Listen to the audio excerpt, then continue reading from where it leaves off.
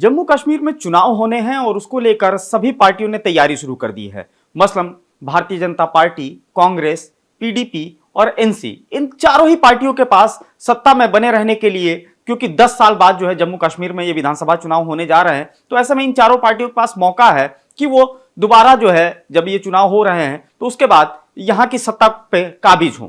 और इसके लिए सभी ने तैयारियां शुरू कर दी है। राहुल गांधी भी कांग्रेस के जो राष्ट्रीय अध्यक्ष मल्लिकार्जुन खड़गे, उनके साथ 2 दिवसीय जम्मू कश्मीर के दौरे पर पहुंचे हैं। वहां तमाम तस्वीरें सामने आ रही हैं जहां राहुल गांधी जो है लोगों से बातचीत कर रहे हैं। कभी आइसक्रीम खाते हुए उनकी तस्वीर आ रही है, तो कभी लोगों के साथ बैठकर चाय पीते हुए और गुफ्तगू करते हुए बातें सामने आ रही हैं और तस्वीरें उसकी सामने आ रही हैं। लेकिन सबसे बड़ी चीज ये है कि राहुल गांधी जिस तरीके से लोकसभा चुनाव में देखा गया कि उत्तर प्रदेश में उन्होंने जिस तरीके से सक्रियता दिखाई, वैसी ही सक्रियता अब वो जम्मू कश्मीर में भी दिखाने जा रहे हैं। आखिर इसके पीछे की वजह क्या है? क्योंकि जम्मू कश्मीर की अगर बात करें तो अब तक 19 बार जो है वहां पर सरकारों का गठन हुआ है, जिसमें 11 बार कांग्रेस की सरकार रही है। लेकिन धीरे धीरे जम्मू कश्मीर में कांग्रेस का जनाधार कम होता गया और पार्टी जो है अपनी वजह से मैं इसलिए कह रहा हूं क्योंकि अपने ही नेताओं की वजह से, अंदरूनी कलह की वजह से पार्टी वहां से सत्ता से बेदखल हो गई। और ये मामला तब और बढ़ गया जब पीडीपी और एनसी, जब उनका जो है उद्भव और तेजी से हुआ तो कांग्रेस का ग्राफ लगातार नीचे गिरता गया। हालांकि ऐसी ही स्थिति राहुल गांधी के सामने उत्तर प्रदेश में भी थी। जब राहुल गांधी सक्रिय हुए उस समय उत्तर प्रदेश में भी उनका जनाधार बिल्कुल खत्म हो चुका था, पार्टी का संगठन खत्म हो चुका था और कार्यकर्ताओं में जोश नहीं बचा था। साथ ही साथ जो कोई ऐसा प्रदेश स्तर पे नेता नहीं बचा था जिसके चेहरे पे चुनाव लड़ा जाता और पार्टी जो है दोबारा से अपने जनाधार को वापस पाती। इस वजह से यहाँ पे कांग्रेस ने भारतीय जनता पार्टी को चुनौती देने के लिए समाजवादी पार्टी से गठबंधन किया।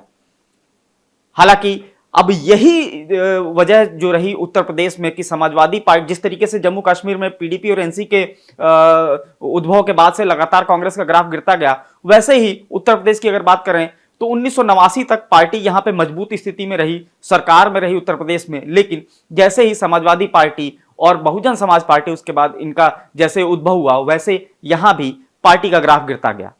तो ऐसे में यह माना जा रहा है कि जिस तरीके से राहुल गांधी ने उत्तर प्रदेश में ट्रंप खेला और समाजवादी पार्टी के साथ गठबंधन किया और 2024 में उसका असर भी दिखा, वैसे ही कांग्रेस के लिए जम्मू और कश्मीर में भी उसी तरीके की रणनीति अपनानी है। और यही वजह है कि राहुल गांधी जम्मू कश्मीर के दौरे पर हैं और वो संगठन के लोगों से बात कर रहे हैं और उससे बड़ी चीज कि आम आदमियों से, आम पब्लिक के बीच जा रहे हैं ताकि कांग्रेस के प्रति एक विश्वास जो है उसको जगाया जा सके।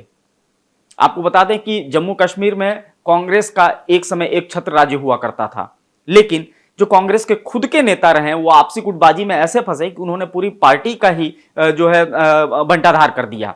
और यही वजह रही कि वहां पे बाकी जो दूसरे क्षेत्रीय पार्टियां हैं वो जो है वहां पे उनको पनपने का मौका मिला, या ये कहना ज्यादा सही होगा कि कांग्रेस के लोगों की वजह से ही जो बाकी दोनों क्षेत्रीय पार्टियां हैं जम्मू कश्मीर की, उनको पनपने का मौका मिला।